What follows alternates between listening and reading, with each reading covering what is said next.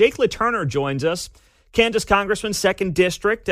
He's got little kids. Before we get to the State of the Union, Congressman, thanks for being here. I mean, how tough is, not that you're looking for tears or anything like that, but how tough is it as a guy with little kids yourself to do this job going back and forth to D.C., never mind potentially, like a Sarah Huckabee Sanders, being tabbed as Donald Trump's potential vice president? Hey, speaking of kids, how about Charlotte? Congratulations. Oh, thank you very much there. Appreciate that, Congressman. Yes, big old baby, 8 pounds, 14 ounces. Not sure how big yours were, but came out. She's doing great, 4 days old and loving life. That's so great. Thanks for having me. It is hard, for sure, and it takes a spouse that is in it with you. And Ava, Joe, Maggie, and Gus, our 4 kids, are busy. I have a teenager for a child now, which is shocking.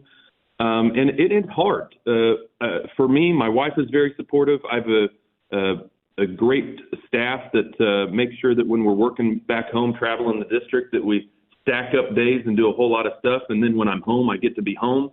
And I haven't missed a weekend yet of going back home. So you can't come out to D.C. and not go back. And that's good for a whole host of reasons. But at the top of my list is family time. Yeah, I got to imagine racking up those frequent flyer miles to and from KCI to Reagan International.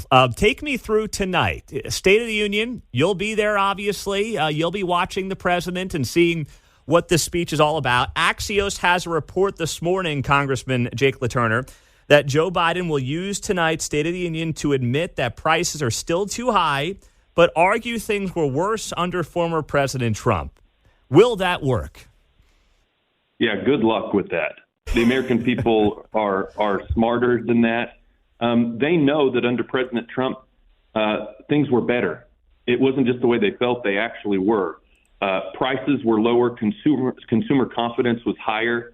Talk to anyone in the business community. They felt so much better about making investments, risking their capital when Trump was president because they knew someone had their back. Things on the world stage were better, were calmer, were safer. Things at our southern border were much better.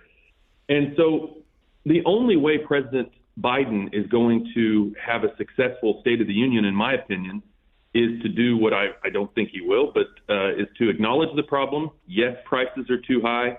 Yes, the southern border is wide open.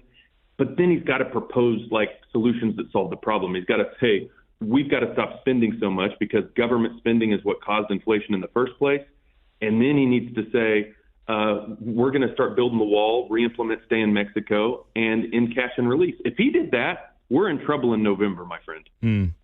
Well, I think you're right. It's probably a long shot when it comes to his approach tonight. But what about your approach and the Republicans' approach tonight? Do you expect this to be kind of a raucous atmosphere, with maybe some booing and jeers as we've seen in prior State of the Unions? Or are you going to basically take the approach of let President Biden give this speech and let him potentially sink himself?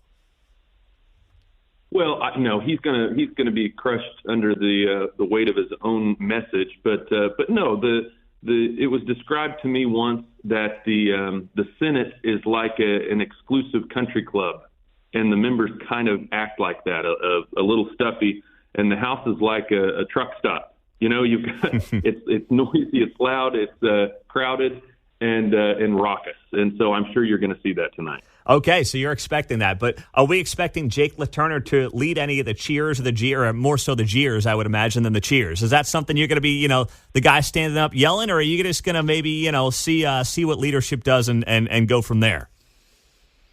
No, we don't wait to see what leadership does. No, of course, we'll let our voices be heard, and we'll comment on it afterwards in a forceful way. I think the only way to deal with the liberals in Washington, D.C., is to stand up and shout back. You have to match their volume because the things that they're telling the American people are so false that it has to be confronted. And so, of course, we're going to do that. I think the speaker is going to do that.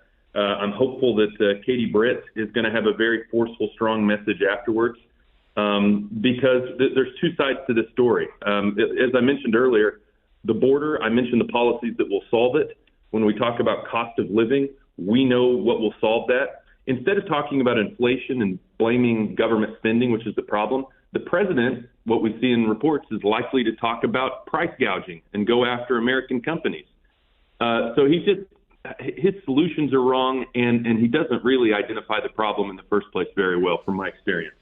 The border, you alluded to it earlier. I want to play this clip from MSNBC 2 nights ago.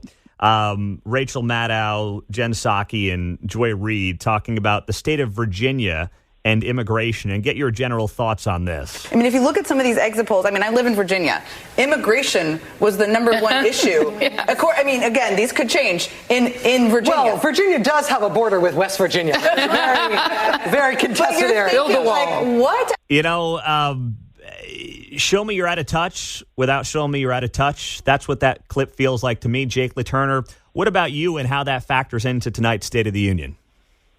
Yeah, that's crazy. I think that Washington, D.C. is a bubble, and it looks like those folks spend way too much time here. They need to come to Kansas. They need to talk to folks in any state in this country, and they will hear the very real truth from law enforcement, from families that have had someone die from fentanyl. Like, it's not a laughing matter. Every state is a border state. It's not just a line. Every state in this country is affected by this wide open southern border. Jake LaTurner, Kansas' 2nd Congressional District. He will be there for the State of the Union tonight. Thank you, Congressman. Appreciate it. Thanks for the kind words on Charlotte, and we'll talk to you soon. Thanks for having me. Jake LaTurner on KCMO Talk Radio.